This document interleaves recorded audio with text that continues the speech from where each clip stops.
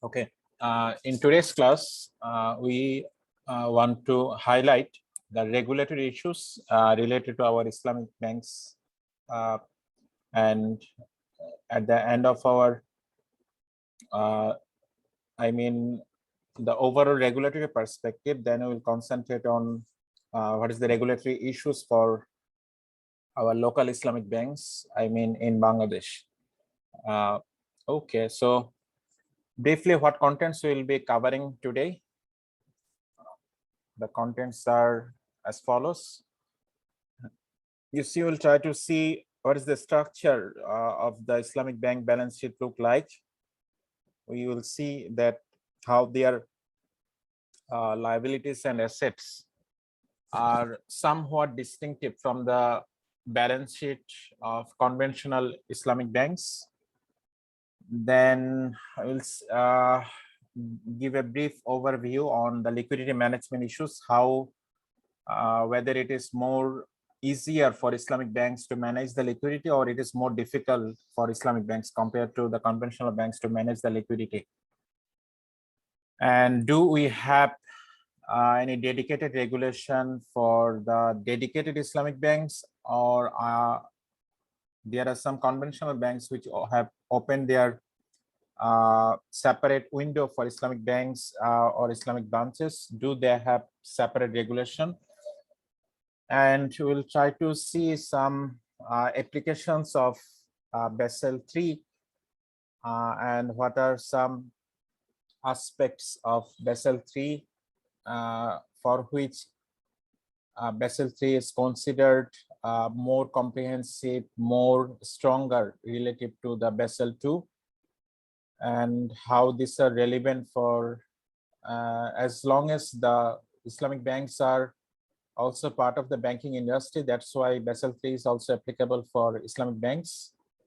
But there are some issues which to some extent, in some extent, these are advantageous for Islamic banks, and how they are exploiting or how they are capitalizing those opportunities. We'll try to see those things. Then we'll see that regarding the status of investment Mudaraba accounts, do Islamic banks have the dominance of this account, and which assets of Islamic banks are qualified for including into the liquid assets requirement. Then finally, we'll try to see what is the current regulation environment for Islamic banks, particularly in Bangladesh, and what is the stage of development for issuing the regulations for the Islamic banks. So first of all, let's have a look, very short look on the balance sheet structure of Islamic banks. So on the liabilities side, actually in modern form of balance sheet, there is no left or right side. They are presented in top and bottom. So conventionally, we say the liability side or asset side, meaning assets is on the left or assets is on the right, whatever it is. So to try to see that how their liabilities, what liabilities are included in the Islamic banks, and what assets they hold. Okay, so first of all, for any bank, you can easily think of that their liabilities will include mostly the deposits they hold or they have collected from the customers. And you will see the deposits in classified form because the deposits types are different, deposits nature are different. So the liability structure is different. So before having a look on the what constitute the liabilities and assets of Islamic banks, let's think of why it is necessary to have a look on these liabilities and assets of Islamic Bank. So you probably have learned that asset liability management is a core issue for any bank or financial bank and financial institution, because they have to make sure that their assets are sufficient enough and assets are producing enough revenue to meet up the cash outflow requirement cost from the liabilities or generated or reason for the liabilities. So if there is any mismatch or if there is any shortage that your asset or cash inflow from the asset is not going to be sufficient or adequate to meet up the liabilities, in that case it will be challenges, and the challenge can be smaller and challenge can be bigger, and sometimes it is common to see that their assets, not only of Islamic banks, for any institution, assets are sufficiently bigger than the liabilities, but assets are not quality asset. So why assets are not quality assets? Say, for example, during the financial crisis, which happened in 2007 and 8, the assets of big investment banks, including Lehman Brothers, which collapsed during that time, their assets include some assets which are kind of not quality asset.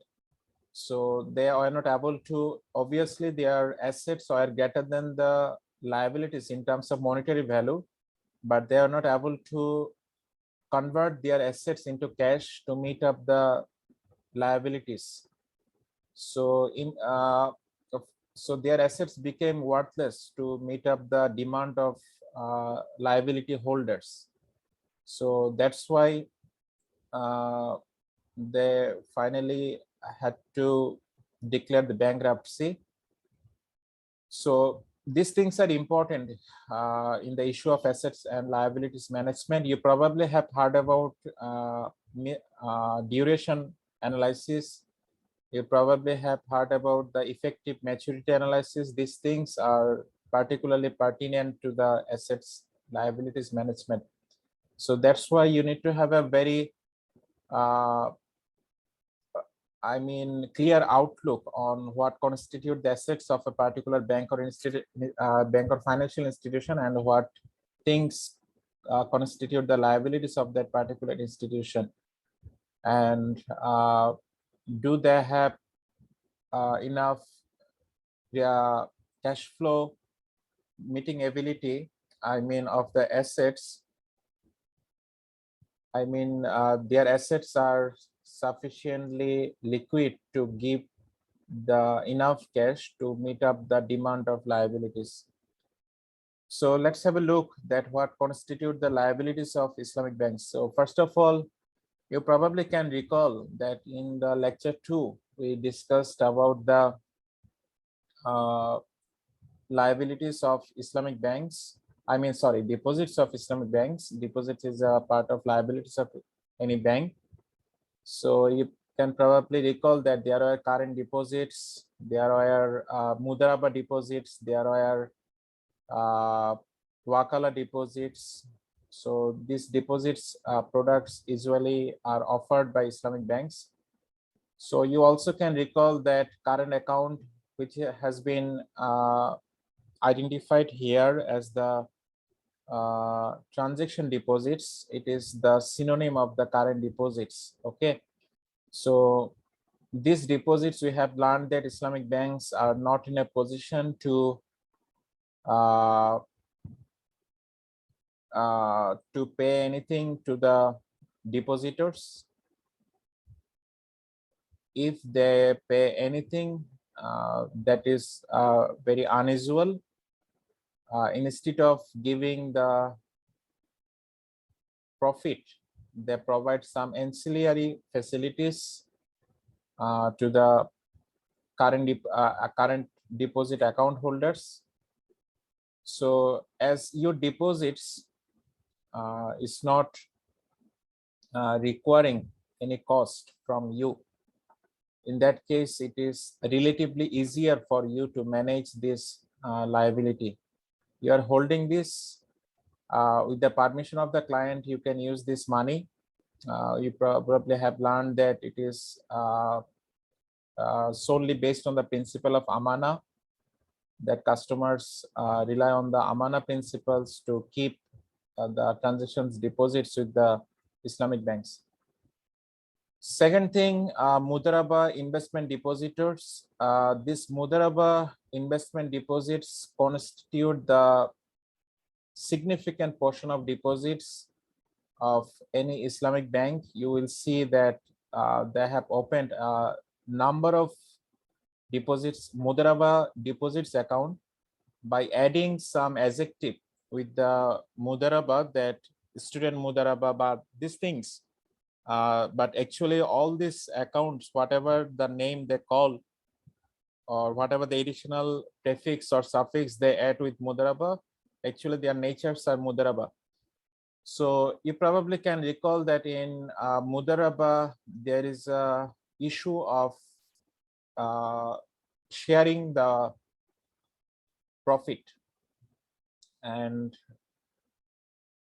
there is a issue of Mudarib and Rabal Mal, and they share their profit and losses, and their investments are different. One person invests capital and another person invests his or her managerial skills, and you know which person is Islamic bank. So some challenges are common in Mudaraba, managing the Mudaraba investment deposits. I mean, this kind of liabilities, particularly in the aspect of sharing the profit. So usually you will see that when Islamic banks do very well, they necessarily do not revise the profit rate to upward to give reward to the depositors. And they also, it is not very common also that they want their clients to share the losses which they have incurred during the investment process. They try to keep the profit rate to a certain percentage, say 4 to 5% provisional profit rate, or 3 to 4%, these things. And usually it is so as far my knowledge goes, I do not see that their declaration and their actual profit disbursement vary significantly, and they are mostly same throughout the year. I do not know that how they are much certain on the very beginning of the year regarding the profit of their investment, which might be available at the end of the period. But actually it is happening, and it happens. So sometimes depositors get satisfied when they are dissatisfied when they see that they feel that they are getting deprived of the enough profit share from the Islamic banks. So these are some challenges which need to be addressed in this kind of liability or deposit management. So there are also some conflicts which arise because of the asymmetry of knowledge between the banks and the depositors, because banks always do not disclose all facts and figures to depositors, which is undesirable. And another conflict which arises between the shareholder and the depositors, because you see that Islamic banks is it is based on profit loss sharing model kind of business. So depositors also depositors are also contributing to the cash flow of the Islamic banks, which are used by the Islamic banks to make money from the investment. But out of the profit generated from the investment, if Islamic banks share a hefty of profit or a significant profit with the depositors, in that case, shareholders get dissatisfied on the management. So they want to reduce the share of profit to be distributed to the depositors. And you know that in the board of directors, there is also representative from the depositors. So conflict might arise between the depositors and the owner shareholder on the issue of sharing profit, and also on the issue of how the profit should be allocated, and also there is an issue of the asymmetry of knowledge, that depositors are all depositors do not have necessarily all the knowledges required to learn the practice of Islamic banks. So they might compare the Islamic banks with the conventional banks, and they want to get a similar amount of return available from the conventional banks. So it creates conflict on the part of between the shareholder and the investment depositors. And on the asset, on the part of assets, we need to think of the lecture 3, where we learned about the investment products of Islamic banks. You probably can recall that Murabaha, where the client requests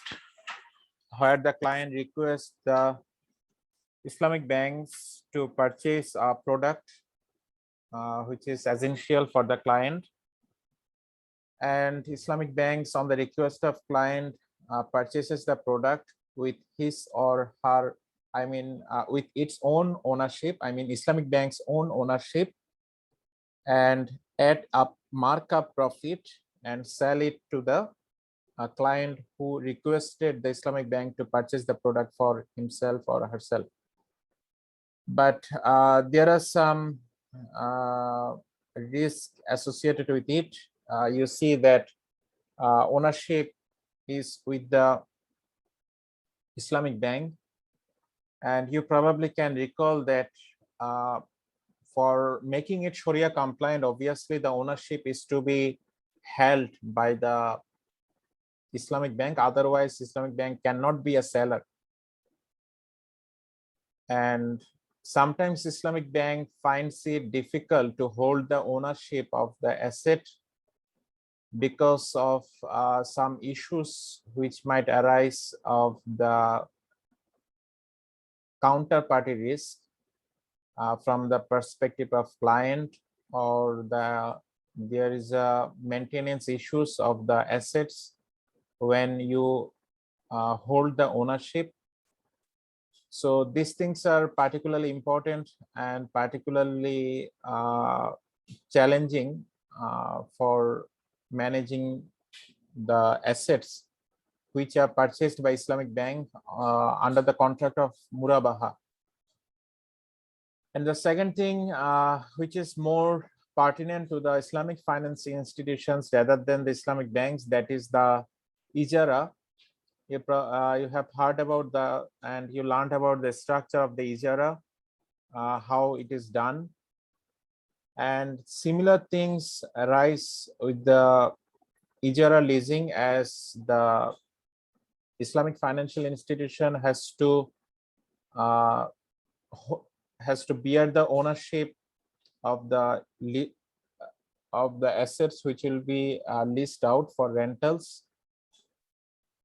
So you know that when an asset is held by an institutions, there are risks associated with holding the asset. And then istisna contract, you probably can recall, which we discussed more detail in the Shukuk lecture, for giving the example of istisna based Shukuk, where bank on behalf of client looks for the potential contractor to develop a project, and instead the project developer sells the project to the bank, and bank subsequently sells the project to the client which required it. So you see, this is a long-term concept of making investment, and it is not necessarily true that Islamic banks can get the payment from the istisna contract counterparty, I mean the client,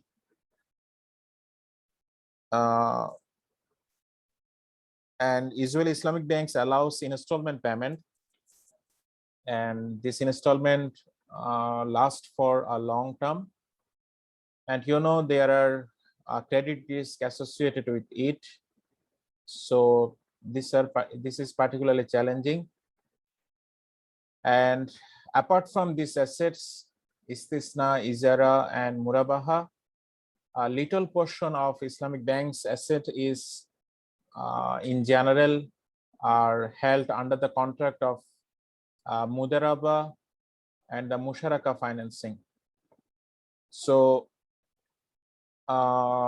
you know that we discussed about the Mudaraba and musharaka. I'm not repeating, but what is essential here to think of this contract from the perspective of the identification of this asset, either whether it is debt or equity. So you see, Mudaraba is a kind of profit loss sharing based investment. So when Islamic banks make investment under the Mudaraba contract, should it be recognized as debt or equity?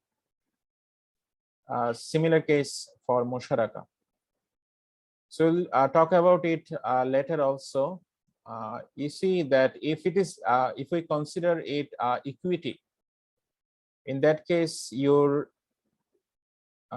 can use it as a for a purpose of your minimum capital requirement regulation. You have a regulation that you have to maintain a capital adequacy. So if you have considered the Mudaraba and Musharaka as equity-based financing, in that case, your equity holding goes up and your capital adequacy regulation is getting satisfied. These are good things. But if these are considered as debt, in that case, your liability goes up. And you know that when liabilities goes up, there is an issue of making provision for the case of default associated with liabilities. Not the credit risk, but what I'm trying to see that when there is a liability, you need to increase the capital proportionately to have your capacity to meet up the liabilities. So you see, if you consider the Mudaraba or Musharaka financing as a part of debt or liability, in that case, your requirement for capital will go up. You cannot use these things as capital. So these are paradoxical. So we need to rely on the regulation, that what regulation is giving us the avenue, whether we can consider is it as debt or equity. Then we'll try to see the regulation of dedicated Islamic banks. There are some risks which have been first clearly identified in the Basel 1 which are prudential risk, regulatory risk, and the operational risk. So for managing this risk has particular definitions. You need to explore it.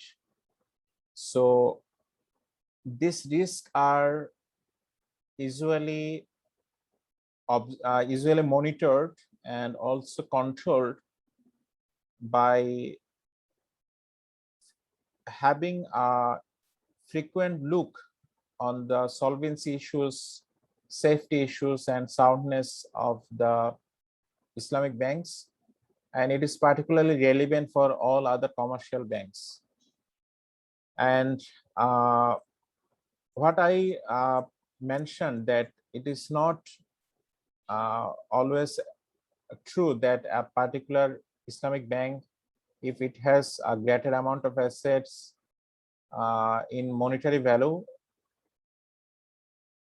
on top of its liabilities, not necessarily that it is solvent. You have to check the soundness of the components of their asset and whether they have the adequate quality that they will be generating sufficient cash flows when it is necessary. And for mitigating the operational risk, that you know that for any bank, operation is a major part. So if any in any part of the operation, if there is any breakdown for 10 minutes or for 1 minute or for 2 minutes, it will have a huge consequence because of its exposure and because of its engagement with the customers and in the very fast economic system. And it will also invite huge amount of loss in addition to the risk. So in addition, I mean business loss for this kind of operational risk, which might arise for the incompetency of management. This is particularly relevant for operational risk. So for mitigating the operational risk, developing the competency of management is particularly important and significant. And capital requirement is a very commonly discussed issues after identification of capital adequacy requirement by Basel in 2008 first. So the thing is that due to the capital shortfall caused by risk, one particular relevant risk, which is the prime reason for the capital shortfall, is the default risk. You are much aware of the classified loan in our country. So it particularly happens because of the presence of asymmetry of information in the financial market. Though financial market has been set up to reduce the propensity of asymmetry of information, however, financial market is not strong enough to stop all the problems associated with asymmetry of information. So two particular challenges which arise for asymmetry of information are adverse selection and moral hazard. So here the moral hazard is associated, which happens after giving out the investment money or the loan money to the client. You thought that the client is in a good position, client has a good amount of wealth, and client has a good history of credit worthiness. So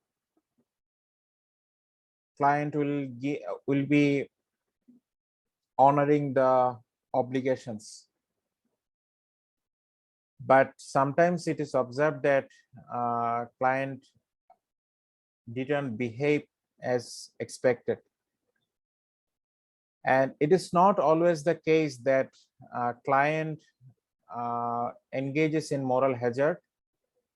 Sometimes institution itself and the management of the institutions engage and cause the moral hazard after taking the concessionary loan facilities from the government, which government provides to the institution as a part of bailout program.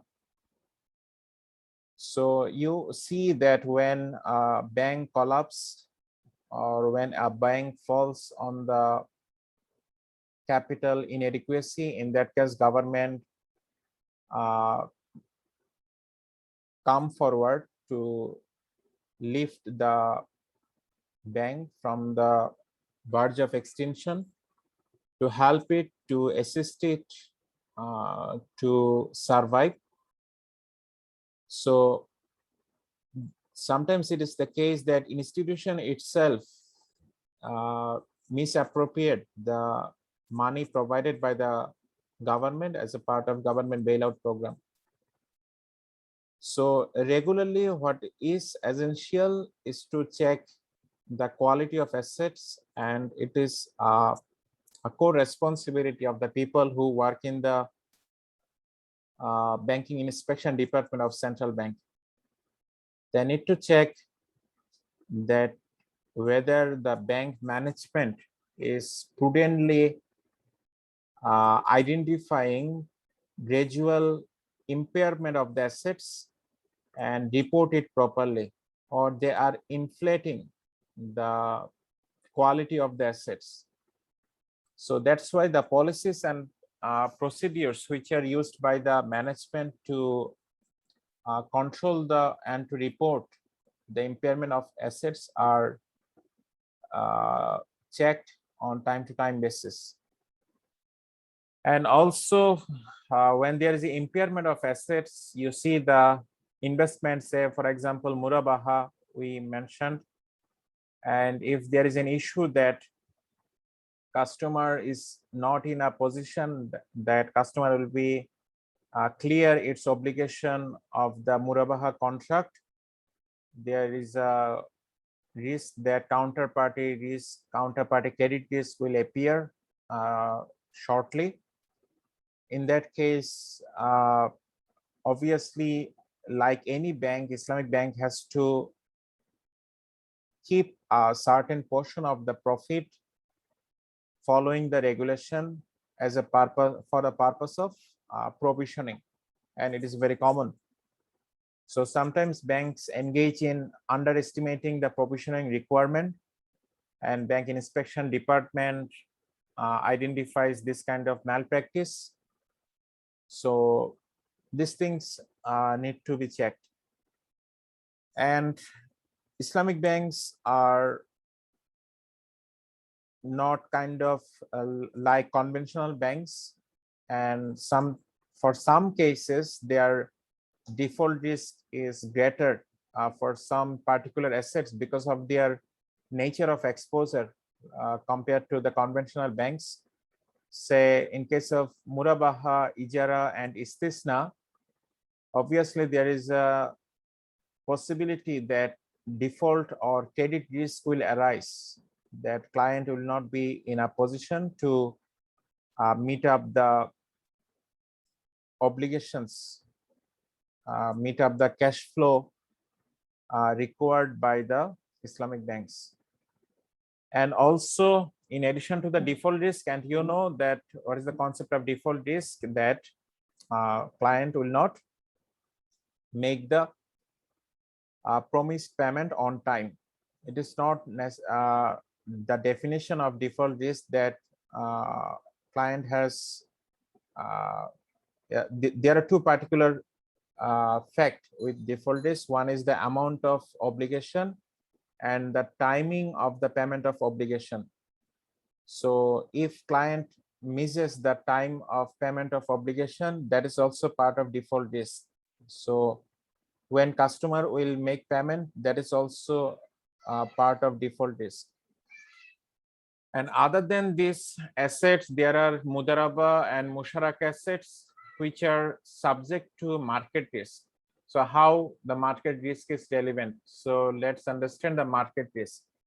So market risk arises for the facts that there are some variables which are part of this contract, and those variables value are determined by the interaction of the variables in the market.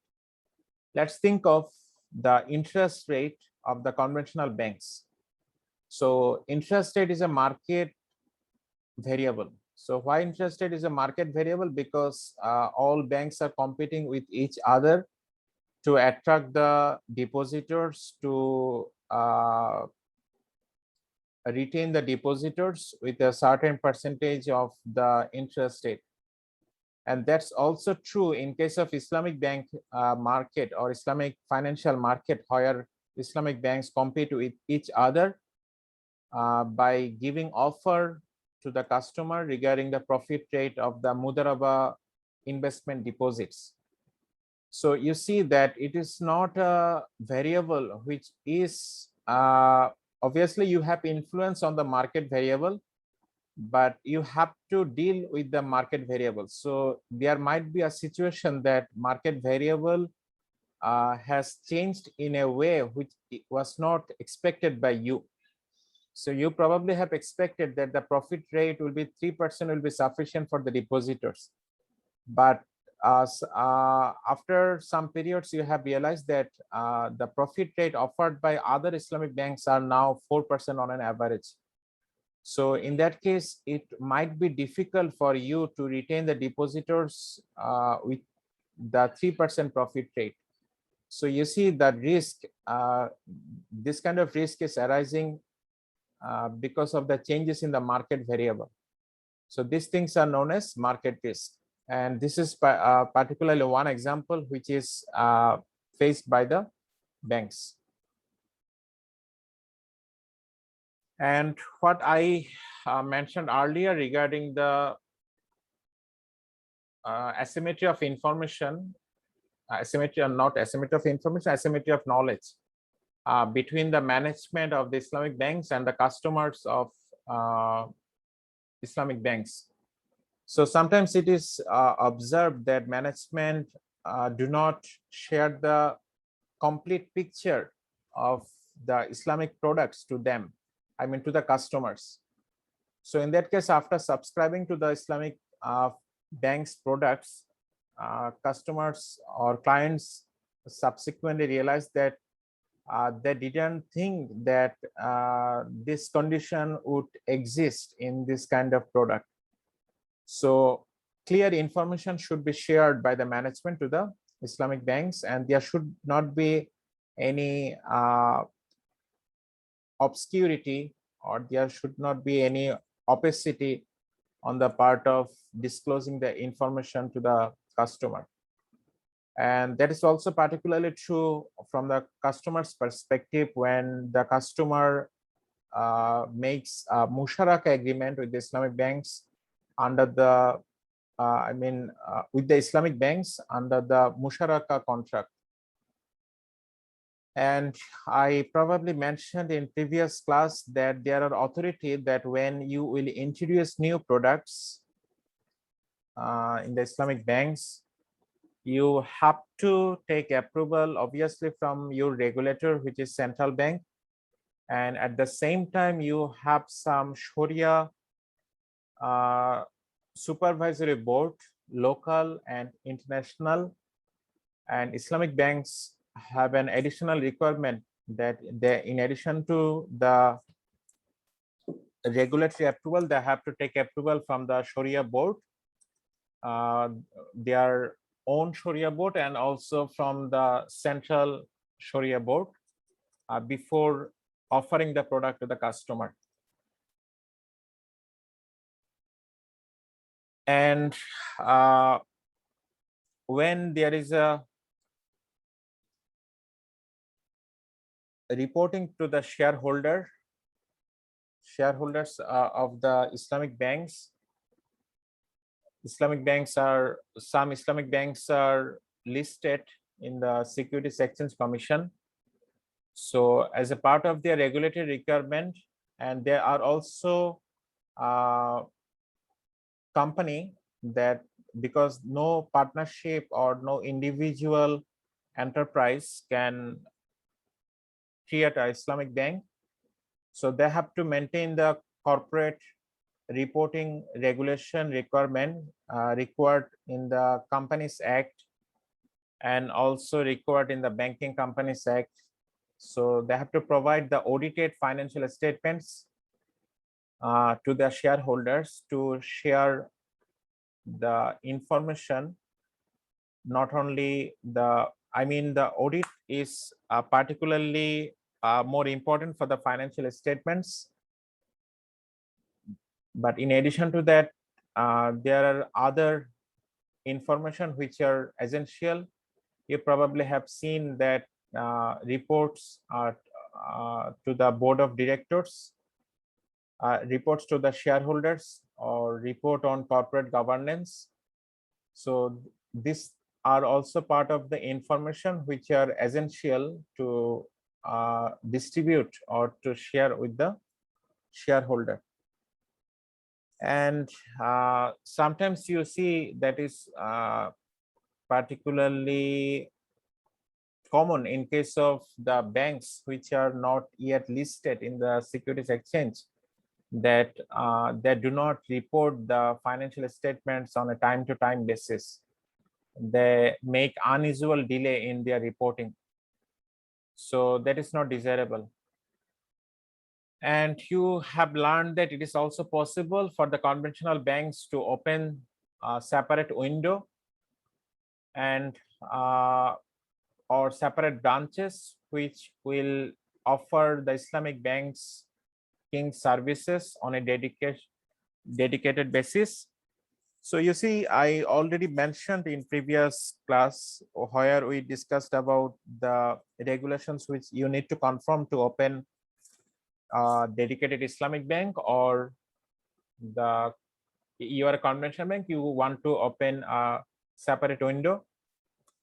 What requirements are essential for you? I mentioned in that lecture that it is very much challenging for the conventional banks when they do have two separate businesses. One is Islamic, another one is conventional, and which is more challenging, that is the reporting. So they have to maintain a strong firewall. You can recall that they have to maintain separate window, they have to maintain separate liabilities management, and they have to operate under a separate window. They have to create a separate offices in head office, separate authority, management authority, which will be dedicated and which is only the authority to oversee the Islamic banking operations. They cannot participate in both conventional bank and Islamic bank. And which I was mentioning that maintaining separate accounts is very much challenging, which is essential in case of financial reporting of conventional banks to offer when they offer the conventional banking and also the Sharia based banking.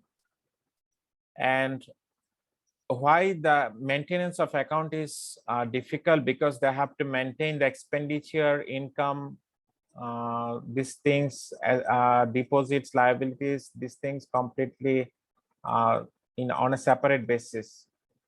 And there is also when you have a mixture of both, blend of two businesses, obviously it is not possible that it is required by the regulator, but it is not always possible. So sometimes you will see that there is some which is mixture of some flows of conventional banking and Islamic banking In that case, there is an issue of purification of the income. So I mentioned that how scholars permitted regarding how scholars permitted the way of purifying the income which is generated by a conventional bank, which includes something which is not permissible. And it is particularly important in case of asset liability management that the assets and liabilities should be equal. Obviously, you see that balance sheet is always equal. It does not say that thing. It is saying that the effective maturity, effectively, you have learned about the duration analysis, which is essential for any banking business, financial institution to match the duration or to match the effective maturity of their assets and liabilities, so that they are not in an inconvenient position where their cash outflow required for meeting up the liabilities is greater than the cash inflow generated from the assets. And on the second part of our lecture, that is the Basel, I mentioned that we started practicing the Basel from 2008, which was Basel 2 from the 2008, but it was started earlier, and it was developed by Bank for International Settlement, BIS. Am I right? Bank for International Settlement, BIS. Are you aware of it? Who is the author of Basel requirement? Bank for International Settlement. And Bank for International Settlement provides this Basel framework for the purpose of strengthening the capacity of banks and financial institutions across the world, and to make sure that they can withstand the shock in the financial market which might arise from time to time. So they claim that if it is possible to implement it, to adopt it, and to implement it effectively, in that case, the banks and financial institutions are likely to get protected from the severe economic shock. So it will also be possible for the government to avoid the disbursement or of bailout funding, which I mentioned earlier, that government come forward to look after the distressed bank or financial institution. So when they can strengthen their business, in that case, it will be possible for the government to avoid the bailout funding requirement and also to avoid the fiscal deficit requirement. I mean, the fiscal deficit always, you see that in our country, fiscal deficit always goes up. Fiscal deficit always goes up for a number of reasons, but one of the reasons is that our banks are not doing well. That's why government allocates a significant amount of money out of the budget to assist them to survive on the business. So that's why it is relevant here, government fiscal deficit in our case. So it actually creates burden for the government. So to avoid it, effective implementation. So I am mentioning effective implementation. It is not always true that implementation will help you. It should be implemented properly. We are in a process of implementing it in a phase-wise. Bangladesh Bank has declared that we will be, it declared in 2014 that we'll be in a position to fully to start implementation of Basel III from 1st January of 2019. But I have not been updated that what is the latest condition, that whether our banks are implementing the Basel III fully or partially at this moment. So Basel III is now effective, and Basel II is not effective nowadays. But Basel III, why Basel III was proposed replacing the Basel II, there are some certain reason. So some particular reasons are here, and why these are presented here, because these are also relevant for the Islamic banks, because they are banks. They are Islamic banks. As long as they are banks, that's why they are also required to comply with the Basel requirement. These are the guidelines approved by the Bangladesh Bank and circulated by Bangladesh Bank to all the listed commercial banks to comply with it. So for the purpose of Basel III capital adequacy requirement, this is the first issue of the Basel, that you need to have a sufficient amount of capital, and there is a clear concept that what amount is adequate, how you need to define, how you need to calculate the adequacy of your capital. It is not a thing that you have a capital equals to your deposits, or you have a capital equals to your 50% of your liabilities. It's not that thing. So there are some definitions of the capital adequacy. So first concept is that banks need to hold 4.5% of common equity. So out of their capital adequacy, requirement, banks need to hold a certain amount of capital. So 4.5% of common equity is essential. It needs to be held by the conventional, by the banks which are under the Bangladesh Bank. Then I'm pretty certain that you are familiar with the common equity. So there are some classification of capital. So tier 1 capital, tier 2 capital, and tier 3 capital. I believe that you are aware of this classification. And tier 1 capital is the most qualitative capital and most reliable capital out of these 3 categories of capital. So tier 1 capital requirement is 6%.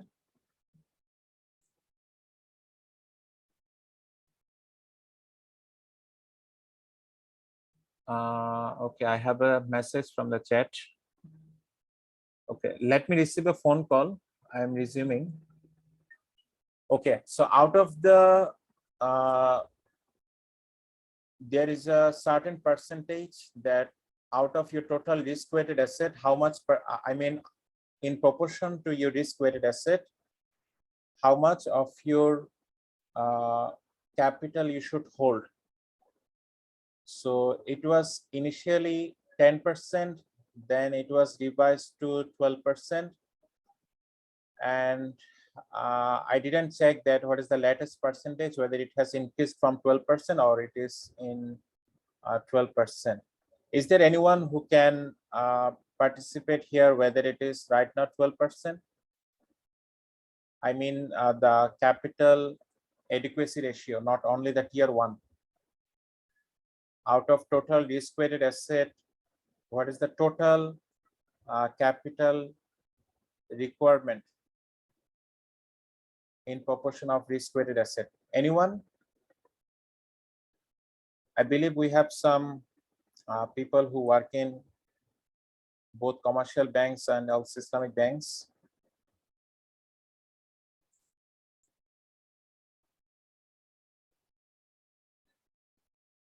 Anyone there?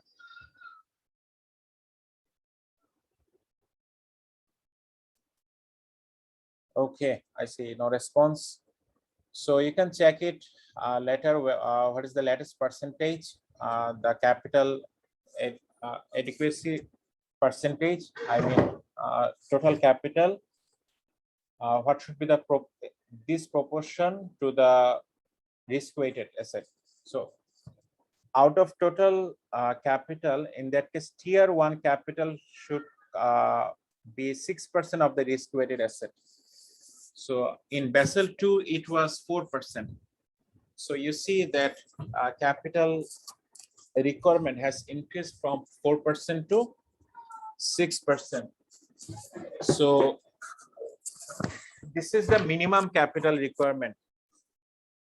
These are not the total capital requirements. So there are some additional capital requirements which have been defined here as additional capital buffer in line with the definition mentioned in the guidelines for capital adequacy framework and also the Basel document. So on top of this minimum capital requirement, additional 2.5% on top of the 6% tier 1 capital requirement, additional capital conservation buffer should be 2.5%. So this 2.5% should be added.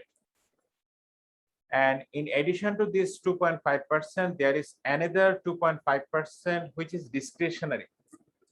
And it is particularly required to assist the bank and to protect the bank from the shock which might arise from the cyclical shocks in the economy.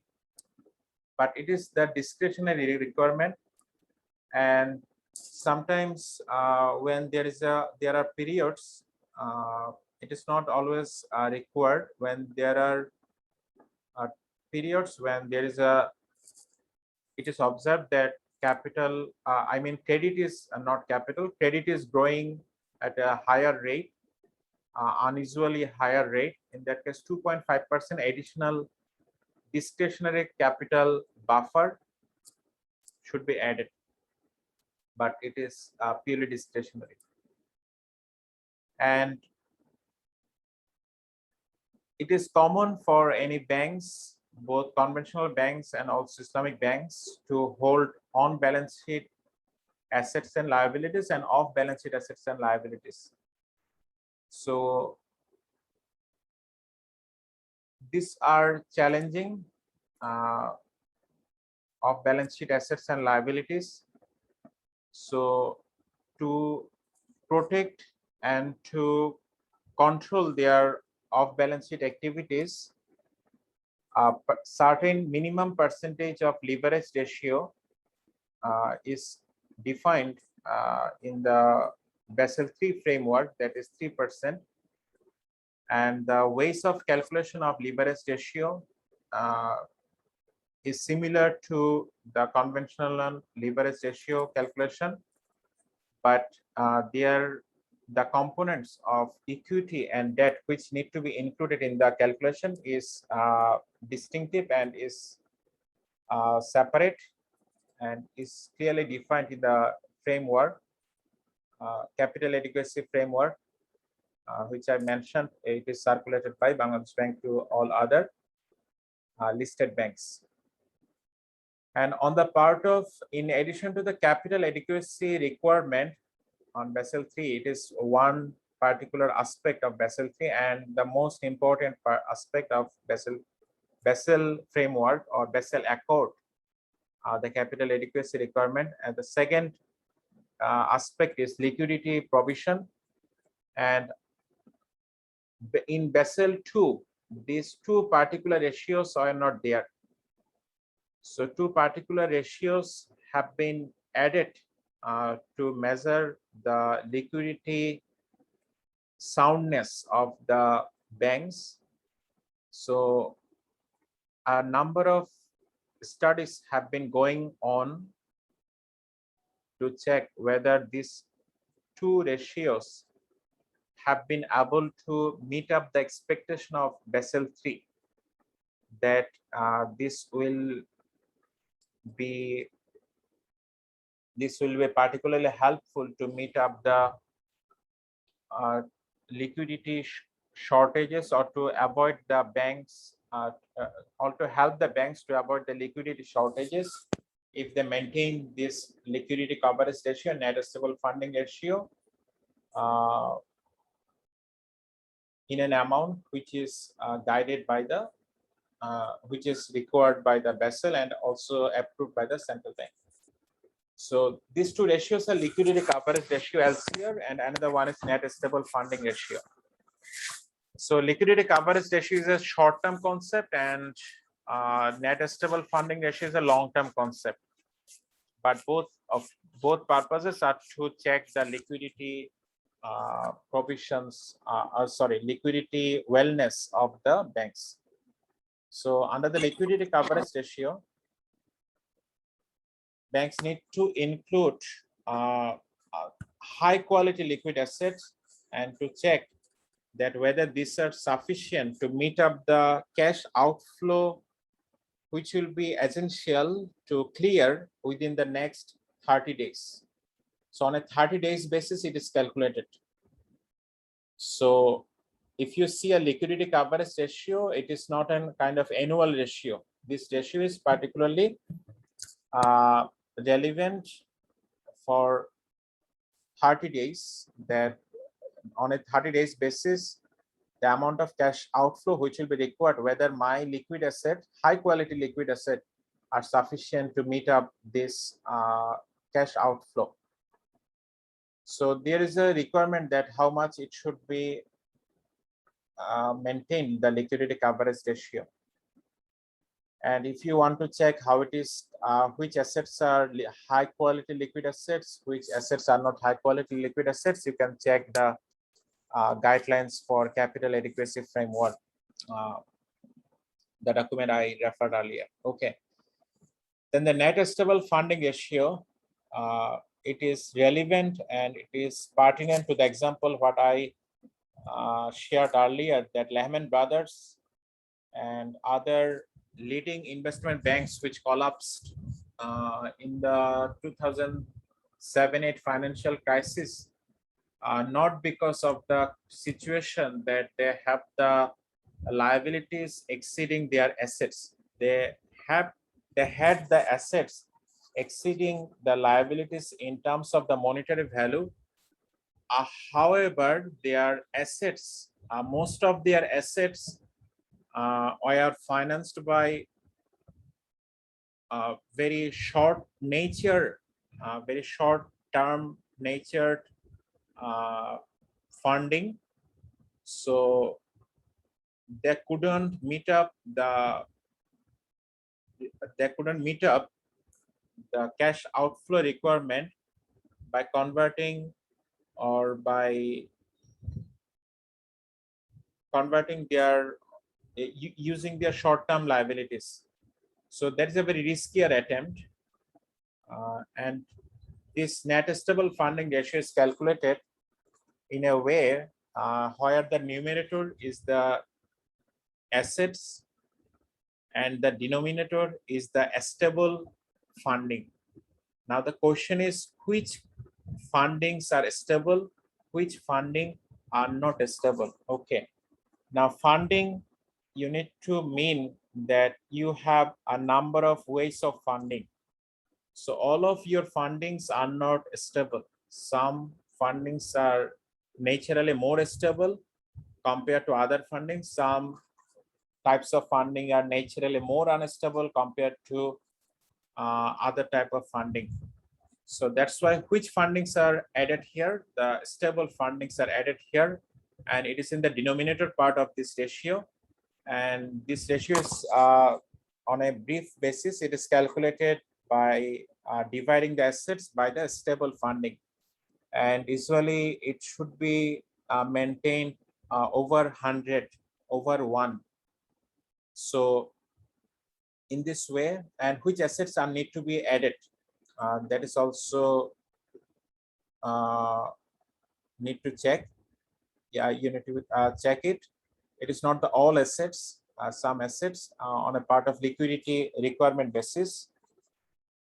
So this is calculated on this period over a 1 year period basis.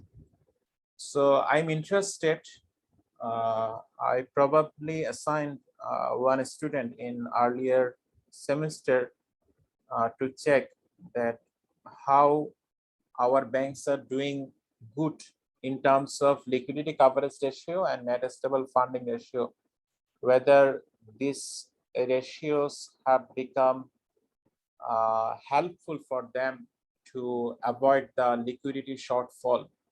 So you see that it is common in the banking industry. Some banks are in the problem of liquidity shortfall, but it is expected that if they maintain these ratios properly, they will be able to avoid the unforthcoming contingencies.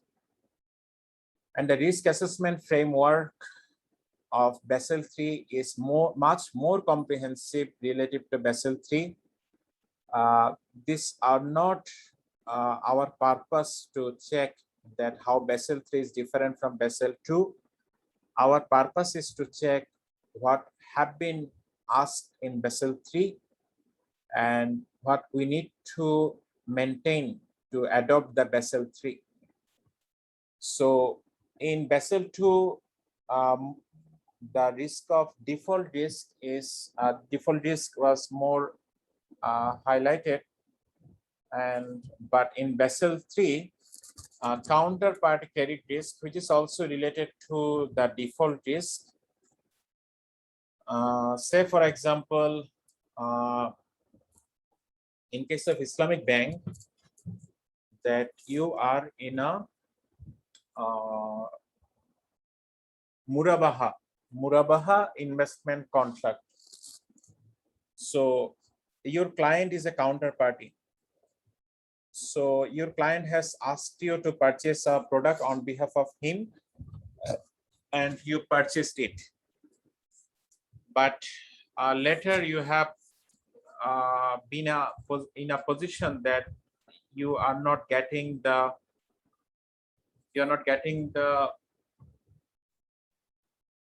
cash flow on a regular basis from your client. So this kind of credit risk is particularly identified as counterparty credit risk, and it has been highlighted in Basel III in a broad basis, and there are some ways have been suggested to minimize this kind of counterparty credit risk. And if there is a situation that the potentiality that counterparty credit risk will appear or will go up, in that case you need to immediately start provisioning. So these things are enumerated clearly in Basel III, and Basel II concentrated most on the unsystematic risk or individual institutional risk. Say for example, you are a basic bank and you are looking at your own risk on a separate basis, and you are not interested to see that if there are any systematic risks which might arise. And you know that when systematic risk arises, it attacks and it causes problem for all the enlisted institutions, all the incumbent institutions in the financial industry. So this systematic risk has got much importance in the Basel III, and it has been identified very clearly during the 2008 financial crisis.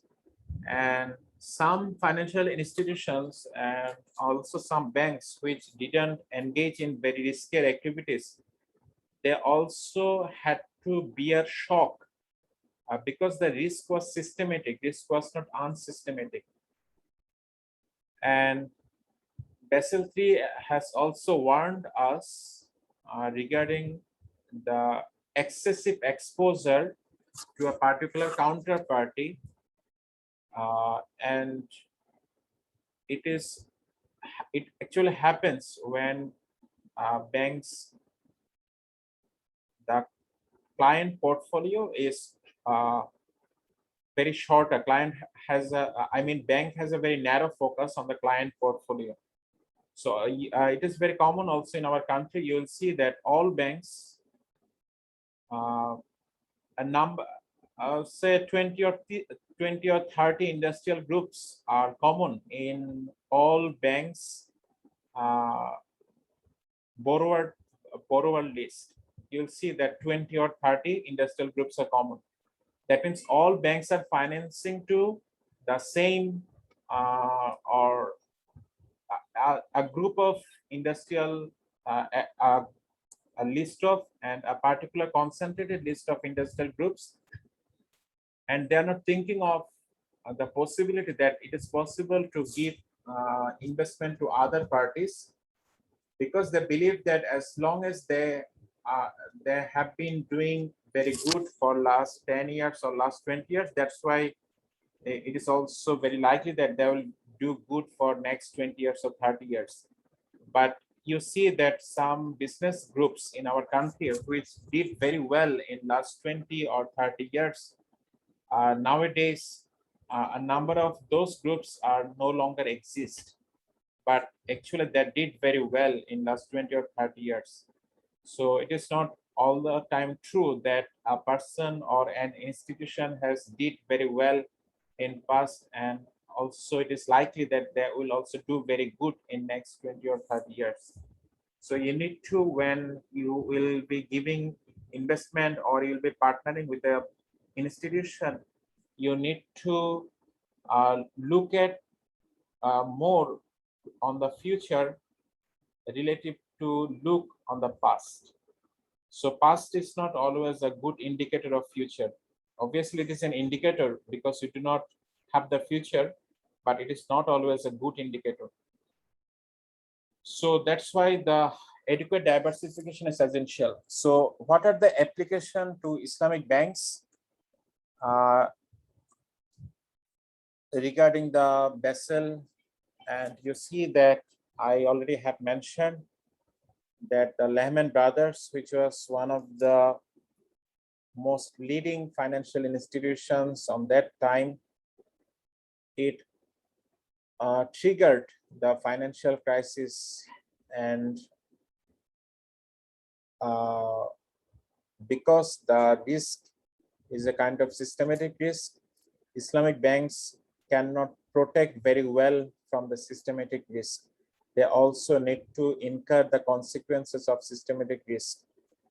So one particular product has been highlighted here, which has been prohibited in the Sharia, but very popular in the conventional financial market. A number of studies have devoted to the credit default swap, CDS.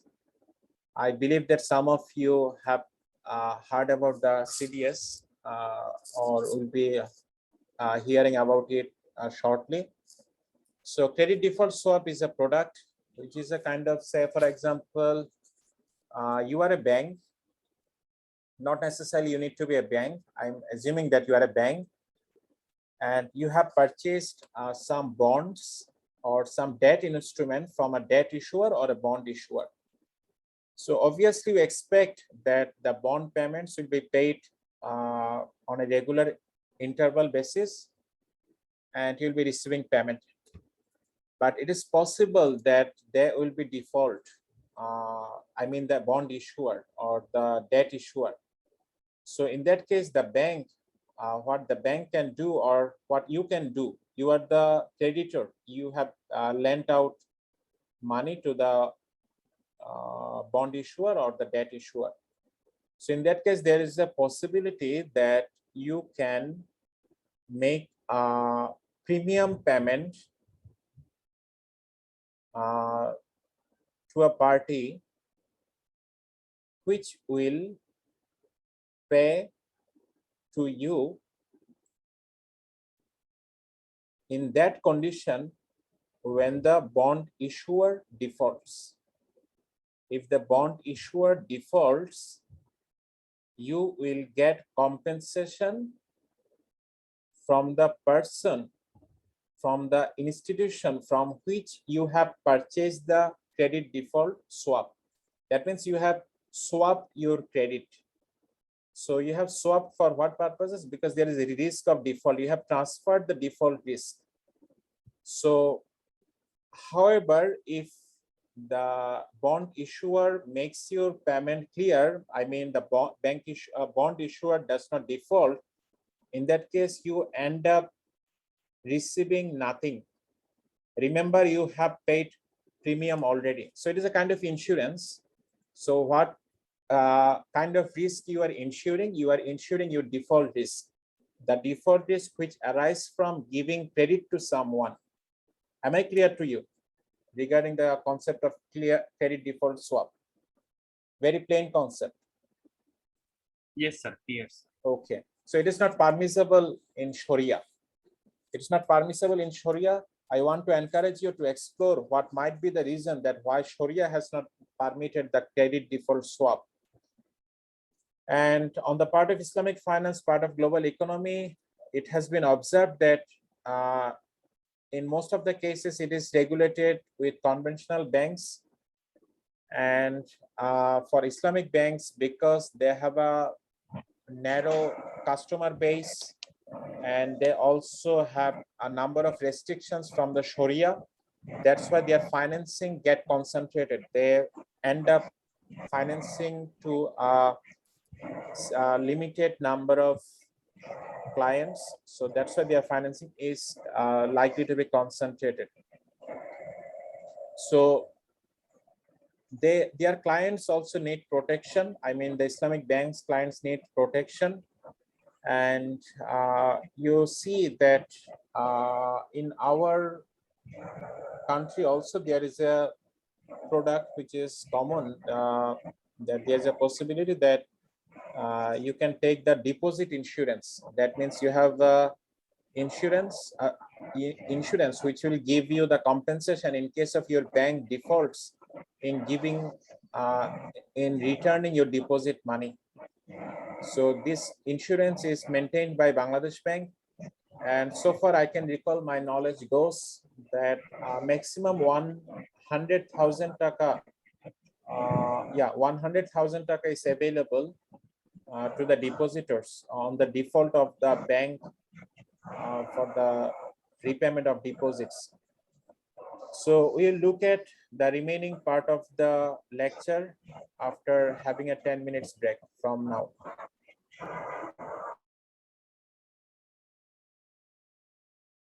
Okay, I mentioned one particular challenge, that how Mudaraba and Musharaka accounts should be considered, whether liabilities or equities. So the nature is important, but because the identification of the Mudaraba as either liabilities or equity has different implications for capital requirement. I already mentioned about it. So how can we identify the whether it is more similar to equity or more similar to debt? So it depends on the profit and risk sharing characteristics of the Mudaraba account held by the held in the Islamic banks. So what I mentioned earlier, that a significant proportion of deposits of any Islamic bank are in the Mudaraba accounts. So where is my pen?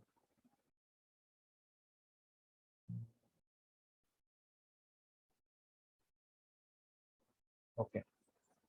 So if we count it equity, we can include in the tier 1 capital. You can recall that out of the Basel requirement, for the purpose of Basel requirement, the tier 1 capital needs to be maintained, and it is constitute 6%. So in that case, Mudaraba will support us to increase our tier 1 capital if we count it at equity. However, if we consider it as a part of, you see that in conventional banks, all deposits are liabilities. There is no avenue to think of that, and a deposit can be look like equity. So if we approximate the Mudaraba accounts as a kind of liability account, as the deposits is a kind of liabilities on that ground, in that case, it can increase our requirement for capital adequacy. So you see, this is a kind of paradoxical implication. So obviously, we need to check that how contract is defining the profit and risk sharing characteristics. So if the risk sharing characteristics are such that a significant stake of ownership is held by Islamic banks, in that case, Islamic banks can claim that this account is part of my equity, not part of my liabilities. And for the purpose of liquidity implication for Mudaraba account, there are two issues. One issue is, it has been observed that the turnover of the turnover of Mudaraba accounts is usually low. Usually low. It's not true that all the time, always it is low, but usually low. So when it is usually low, in that case, the velocity is low. Turnover is low, the velocity is low. So in that case, it reduces the requirement of liquidity coverage ratio. So you probably mentioned that I mentioned the liquidity coverage ratio in the liquidity aspect of the Basel 3, liquidity coverage ratio and net stable funding ratio. This is one issue. And another issue is that how Mudaraba deposits is included in the net stable funding ratio. You can recall that I mentioned the net stable funding ratio is calculated by a ratio where the numerator is the defined asset and the denominator is stable funding, specifically net stable funding. So as I already have mentioned, that Mudaraba, if it has low velocity, in that case, you can consider it as a more stable. So in that case, it can be included in the stable funding amount. But it depends that what extent of your Mudaraba accounts have low velocity and have more stable nature. It is not the case that 100% of Mudaraba accounts are equally stable and equally have low velocity. Then some issues which are relevant for Islamic banks on the case of liquidity management, that it has been observed that their turnover of deposits is usually lower relative to the conventional bank deposits. So you see that when their deposits are turnover is usually lower, you see that these are more stable, this have more stable nature. So the question is, what is the reason for this stability? Is it the client liability or the account inertia? So client loyalty is a clear concept to you, that client does not want to switch from this bank to another bank. That's why client is maintaining with this bank for a number of years. And the account inertia is a kind of thing that a client does not want to move from one account to another account. They feel that as long as they are maintaining this account for this number of years, in that case, it is also good to maintain this account for future years. So this is a question. We have to look for answers to this question. So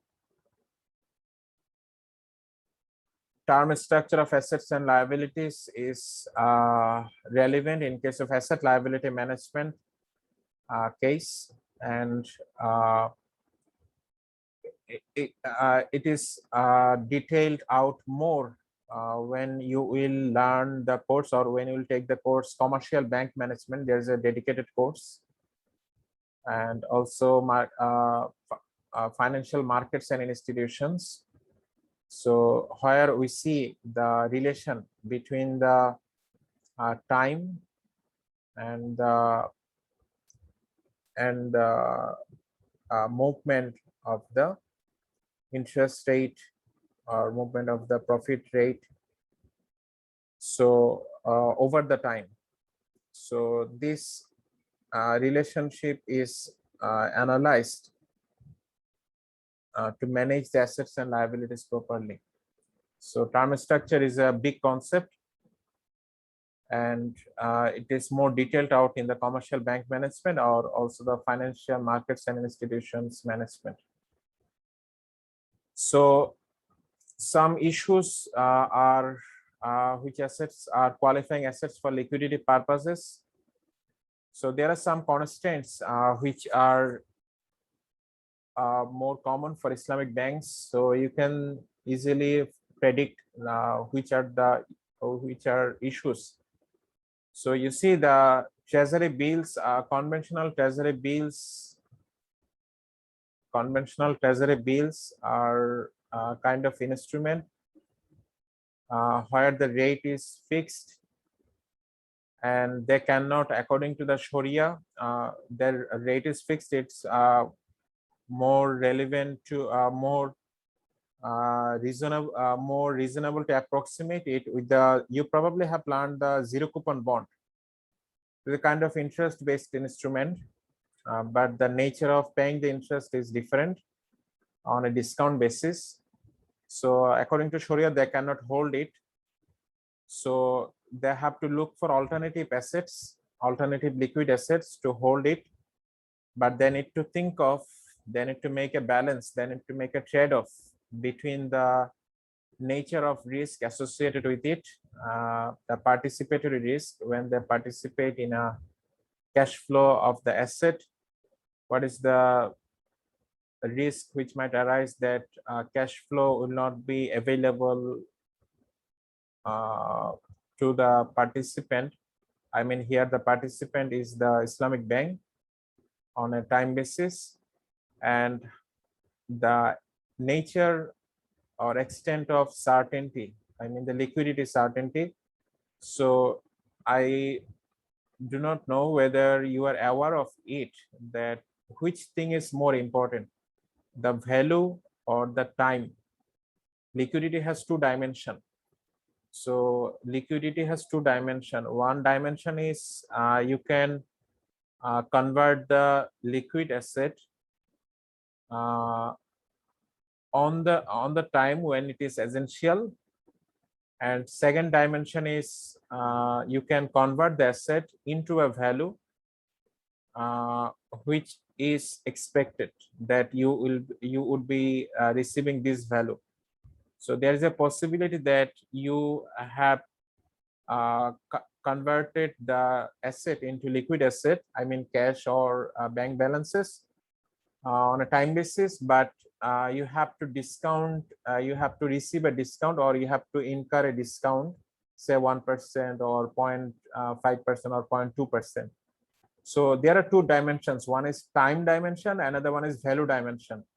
So can anyone tell me which one is prioritized in the liquidity concept, the time dimension or the value dimension? Which can be compromised? Value can be compromised or time can be compromised? Value can be compromised. Sorry? Value can be compromised.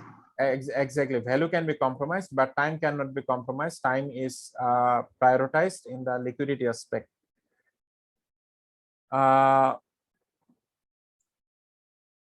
In the existing liquid instruments, you probably can recall that I mentioned that Bangladesh government issued government sovereign sukuk in our country in the late 2020 December, and there was oversubscription for 4 times, particularly by Islamic banks. They participated with a huge participation because of meeting up their liquidity, and also profit was their secondary reason, but their primary reason was that it was very attractive for them to meet up the liquidity requirement by holding the sukuk.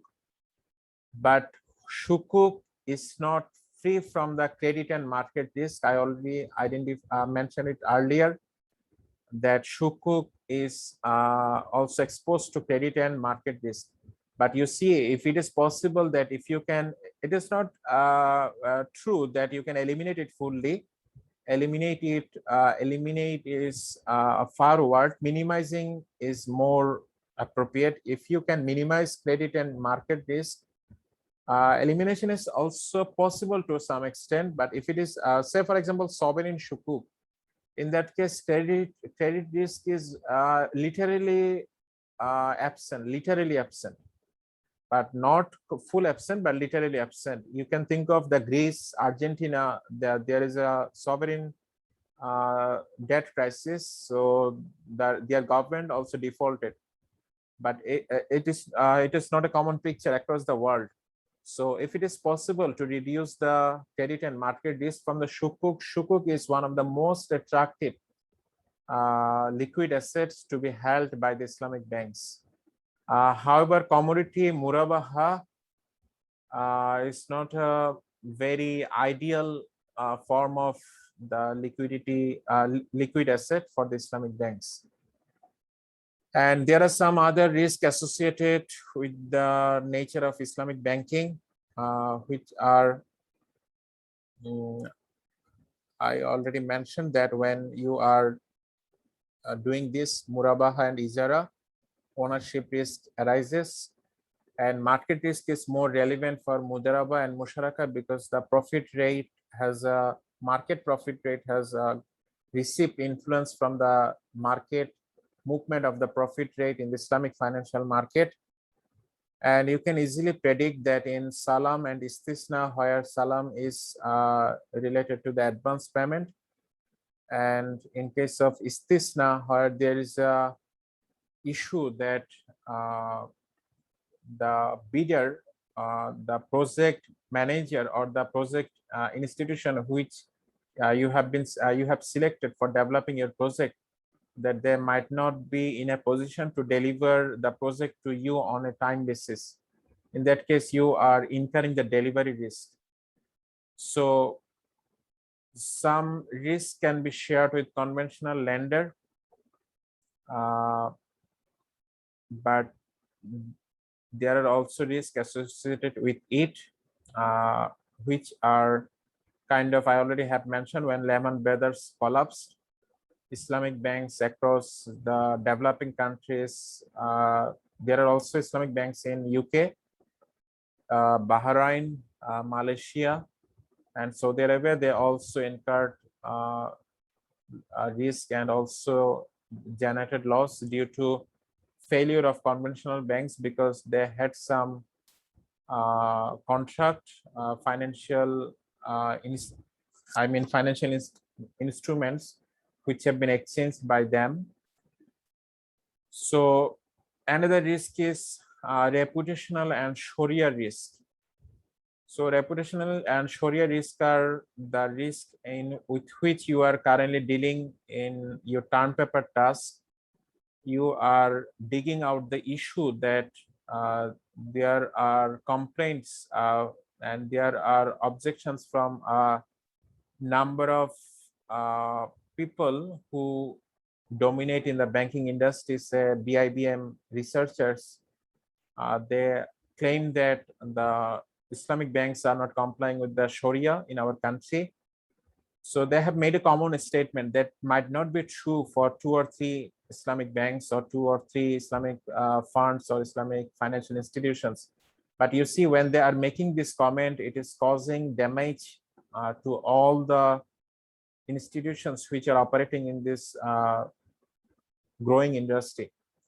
So there is a kind of reputational risk which might arise, and the concentration risk, I already have mentioned it, because it is more common, more prevalent across the banking industry, irrespective of conventional bank or the Islamic banking industry. And Sharia risk is a kind of risk which is arise because you see that we have come to learn by this time that there are disagreement among the Sharia scholars regarding the permissibility of some certain products. So say, for example, a certain product is right now in operation and people are using it, and Islamic banks are also offering it. So for example, one product which is a credit card offered by the Islamic bank, and some scholars have permitted it and some scholars have not permitted it yet. So we have come to learn when we will take opinion from the Sharia scholars. Okay, so say for example, after 4 and 5 years from today, there has been some fatwa from very reliable scholars which have been able to prove that credit cards are not a permissible products to be offered by Islamic banks. In that case, you see that you have to incur the Sharia risk. You have to stop offering the credit cards which you have been offering for last 4 or 5 years. And in addition to the regulation from the central bank, some regulations you have to incur from the securities market, because you are listed in the securities exchange. And in case of Sharia-based mutual fund, I do not know whether you some of your groups have started working on Sharia mutual fund. I would be more interested to see either 1 or 2 of your groups or teams have been working on the Sharia mutual fund to see how transparent they are or how compliant they are with the Sharia. So I probably have shared one document for IDLC Sharia fund regarding their prospectus, that they have enumerated the list that how they are complying with the Sharia and how they will comply, and which assets they will be holding or which liabilities they will not be taking. So these issues are shared in a compliance statement by the Islamic mutual funds on a time-to-time basis or on a quarterly basis, and you can check it before making investment with them. So I am happy to let you know that I have investment into Sharia unit fund. I feel that I need to try 1 or 2 Sharia unit fund, Sharia fund, which are also open-end fund, based on their outlook and based on their performance and based on their transparency. I feel that I'm confident that my money will be invested by them on a proper Sharia compliant basis.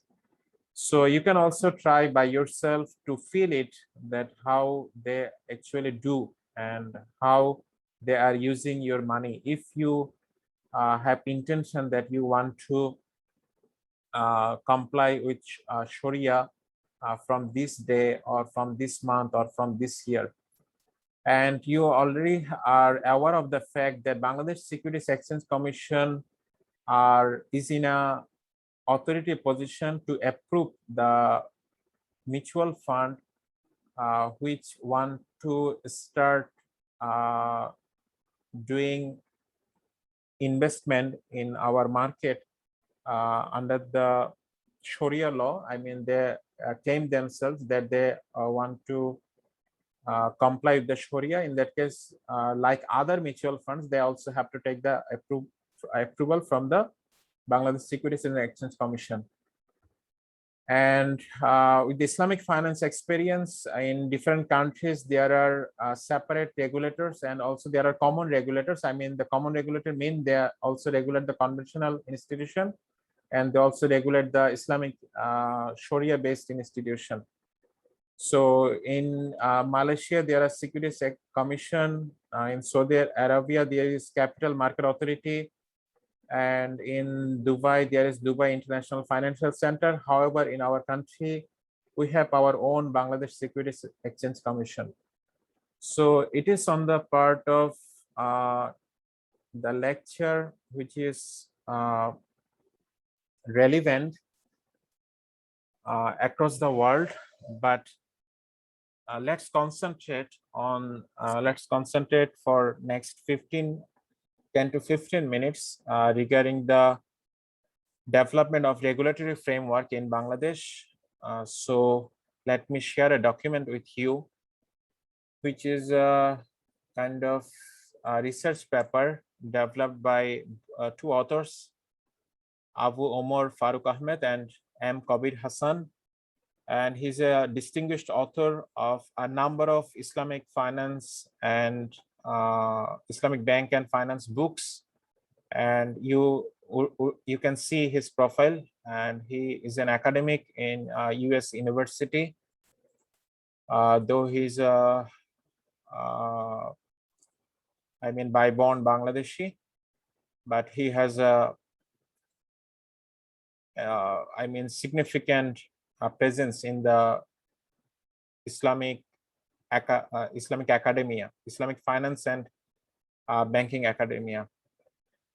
Okay, so sorry, are you sharing something with us? Yeah, of course, I will be sharing this document with you. Okay, so the title of the document is Regulation and Performance of Islamic Banking in Bangladesh. I am more interested to discuss on this. I have highlighted some things. I just like to share with those things in a very few 5 to 10 or 15 minutes. Okay, I mean the regulation of Islamic banking in Bangladesh and in which stage right now they are in. Though the document is published in 2007, no, not 2007. The document is published probably in later time, but I see that it is in 2007. But I have seen that many of the things what they identified in 2007 have not changed at this point, at this moment also. So that is to some extent frustrating for us who are concentrating on Islamic finance and banking industry. Okay, so some issues have been identified for which the Islamic banks are getting more advantages relative to the conventional banks. You see that there are some studies which compare the performance achieved by the conventional banks and the performance achieved by the Islamic banks. And commonly the studies conclude that Islamic banks are doing very well relative to the conventional banks. Now the question is why? What are the hidden capacities of Islamic banks that Islamic banks are on an average doing very well relative to the average performance of conventional bank? Okay, Now, you are aware of the statutory liquidity requirement, right? Statutory liquidity requirement required by any central bank, and in our case, it is Bangladesh Bank. So you are very aware that the statutory liquidity requirement of Islamic banks are much lower relative to the statutory liquidity requirement required for the conventional banks. I probably shared one newspaper article with you, which is claiming that conventional banks are in the process of converting their operation into Islamic banks to avoid stringent liquidity requirement and to reduce the regulatory requirement. So you see that on that time in 2007, they identified it is probably now 18 and 10. I mean 18 for conventional bank and 10 for Islamic bank. I probably shared the percentage with you in earlier one class, but I couldn't verify what is the latest percentage because of the COVID pandemic. The percentages has been probably changed to smooth the operation of the banks. I mean the liquidity challenges of the Islamic liquidity challenges of the bank during the pandemic time. So probably I can recall that Bangladesh Bank slashed the CRR requirement from 5% to a rate to 4% or something percentage. I don't know whether you have verified it later. Okay. So you see that Islamic banks are in an advantageous position because their liquidity requirement is relatively less compared to conventional banks. You see, your less amount of liquid funding is locked. You are Islamic bank. In that case, you have more available funding for investment. If you have more available funding for investment, in that case, your profitability is expected to be greater compared to a bank which is not receiving this kind of advantageous treatment. Is the point clear to you?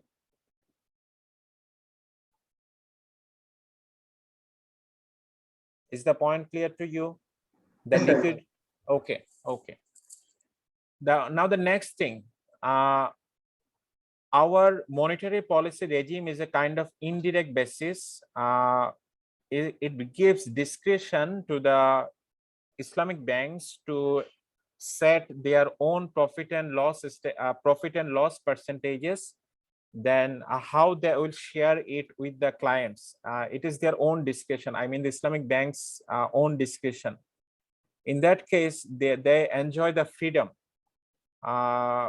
So this freedom of fixing the profit and loss share ratios with the clients gives them more avenue to enhance their profit, and also they receive the flexibility, and they have the flexibility to follow their Sharia principles independently because they have their own independent Sharia board. They are not in a position to comply with the central Sharia board because our central Sharia board is not a regulatory authority. Our central Sharia board is a kind of for the purpose of coordination purpose only. So what is the existing regulation for Islamic banks in Bangladesh? It is a very debated issue for this part because the main summary part here is that because of the absence of dedicated Islamic Banking Act in Bangladesh, that's why people from all parts of the society or people from academic or people from the banking industry make some comments, and you do not have the you are not in a position to verify that whether their comment is okay or their comment is right or their comment is wrong. But when you would have an dedicated act for Islamic banking, in that case you are in a position to sue an Islamic bank which is claiming that it is a Sharia compliant, but on reality, it has been observed that it is not a Sharia compliant, but we do not have such kind of act. But it has been observed that in Malaysia, before setting up their first Islamic bank in 1983, they passed their own Islamic Banking Act 1993 in their parliament. And it is also true in other countries which started inaugurating or which started giving approval to the Islamic banks. They have their own Islamic Bank Act, Islamic Banking Act, or Islamic Financial Institution Act. But we do not have such act at this moment still now.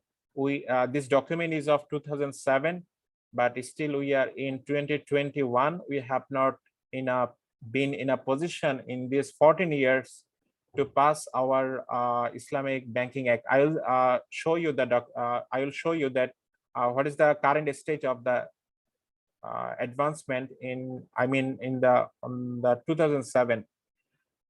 Okay, so what I would like to stress here, in addition to the Islamic Banking Act in those countries, Islamic banks, as they are companies, they have to comply with the Company Act. As they are public limited companies, they also have to comply with the regulations applicable for the public companies.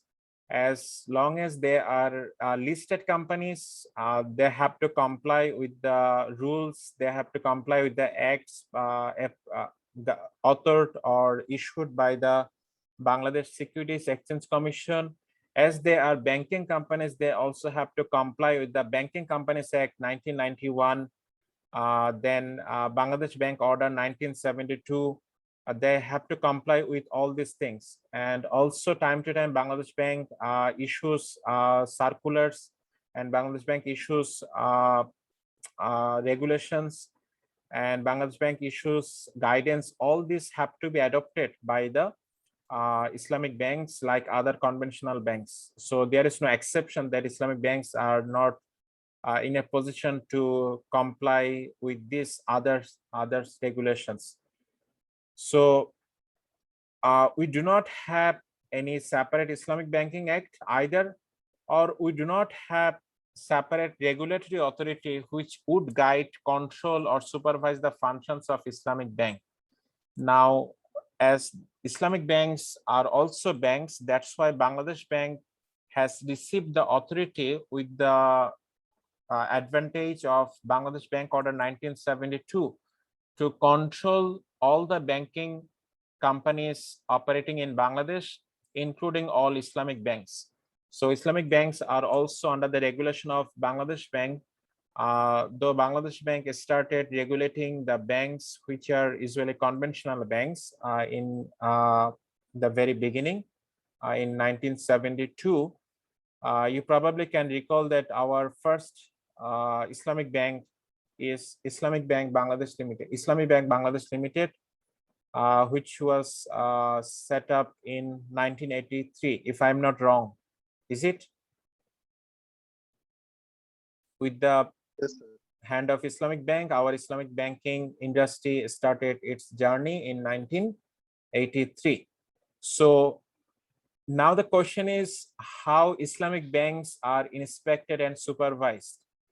The answer is by Bangladesh Bank. Now, which department? The same department which supervises the conventional banks. The departments which have been dedicated. You will see there are more than 8 or 9 departments which are banking supervision and inspection department, if I'm not wrong. You will see there are more than 40 departments in Bangladesh Bank. Out of the 39 or 40 departments, 8 or 9 departments are in the responsibility of the banking inspection and supervision. So the same departments which are in the responsibility of inspecting the conventional banks, they are in the responsibility of also inspecting the Islamic banks. So you can easily understand that in which position we are right now standing. So we like to highlight some other two issues regarding the current regulation applicable for Islamic Bank. So one thing is that as listed Islamic banks or listed financial institutions, particularly listed financial institutions, they need to adopt or they need to follow the Securities and Exchange Commission Act 1993 from the date when they get listed. And Securities and Exchange Commission is in the responsibility of regulating the financial institutions which engage in our capital market. And also there are some other requirements I already have mentioned, that Companies Act, which was initially 1994, probably it has been updated in last decade for several amendments. And Islamic banks, as long as they are company, they have to adopt it. And one of the most important requirement in this regard with the perspective of Companies Act, that they have to build their own memorandum and articles of association. Okay, now what is the current, what is the stage of development that what the regulatory authority of our country has done so far for incorporating the including the Islamic banking industry or Islamic finance industry in our country. So one thing is that in Banking Companies Act 1991, which was originally developed for the conventional banks, that act has been amended to include some provisions which are particularly applicable for the Islamic banks.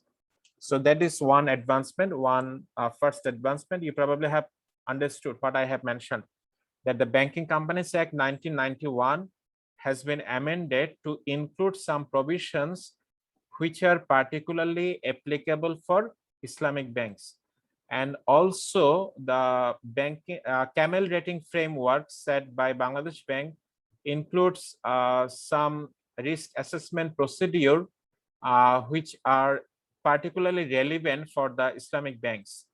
And the third one is that from the perspective of Bangladesh Bank, I would say that is a very holistic achievement or holistic advancement, that Bangladesh Bank has a dedicated research department, and that research department has devised a separate methodology for Islamic banking inspection. So what I stressed earlier, that the same inspection department of Bangladesh Bank which inspect the conventional banks is in the position of inspecting the Islamic bank, but they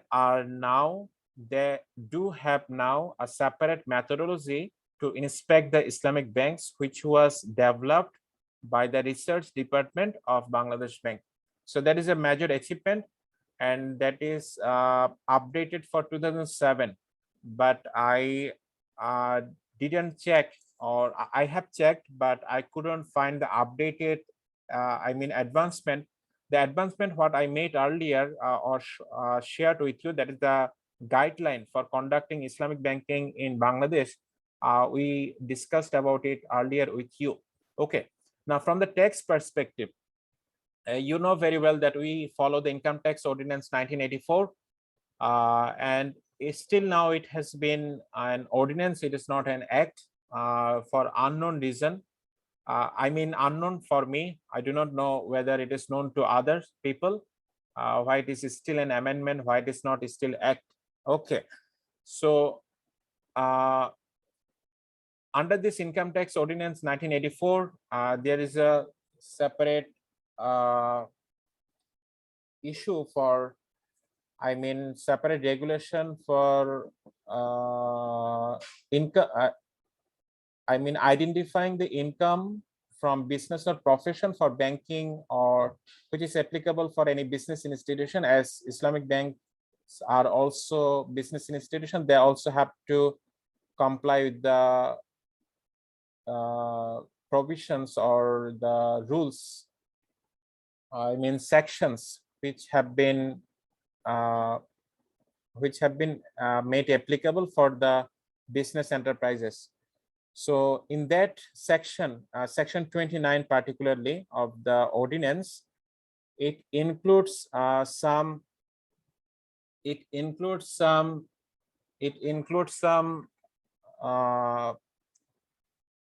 provisions which are applicable for Islamic banking. So I mean the Income Tax Ordinance 1984 has included some provisions under section 29 which are applicable for Islamic banks and financial institutions. So one example I like to share with you, that Islamic banks share a profit in Mudaraba contract. So that profit sharing can be considered as expenditure in recognition of taxable income by the Islamic bank. So this is one example, and it is desirable that it should be. So now we like to end our discussion just by saying that on 1997, Bangladesh Bank, I mean in 1997, Bangladesh Bank issued a letter to all Islamic banks and other banks which have Islamic banking branch, to provide some suggestions on some 6 major areas which are related to the Islamic banking in Bangladesh, to develop a Islamic Banking Companies Act, I mean separate Islamic Banking Company Act, which would be included in the Banking Companies Act 1991. But it was approved from the Ministry of Law, but as far my knowledge goes on, it has not been approved by the Parliament yet. So that is an overview that on in which position we are currently holding regarding the legal and regulatory framework for Islamic banking in Bangladesh.